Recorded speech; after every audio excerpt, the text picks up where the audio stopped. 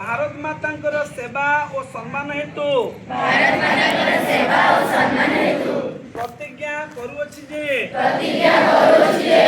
मु मोर दैनंदिन जीवन रे अधिकरु अधिक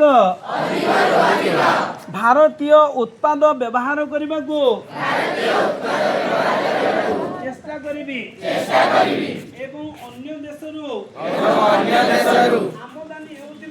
आमदानी हेउतिबा वस्तु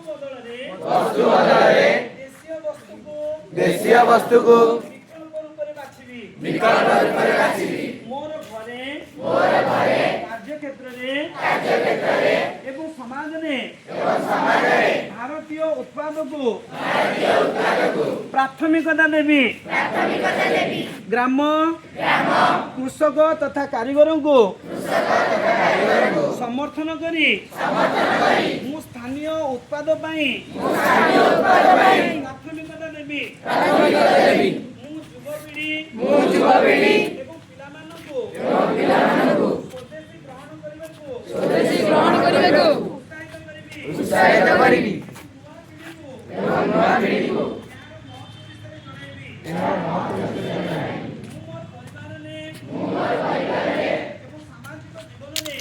सामाजिक जीवन में भारतीय भाषा को व्यवहार करिबी मु परिवेश प्रति जत्नवान हेबा सहित स्वदेशी एवं परिवेश अनुकूल उत्पाद को व्यवहार करिबी एवं निज देशर पर्यटन क्षेत्र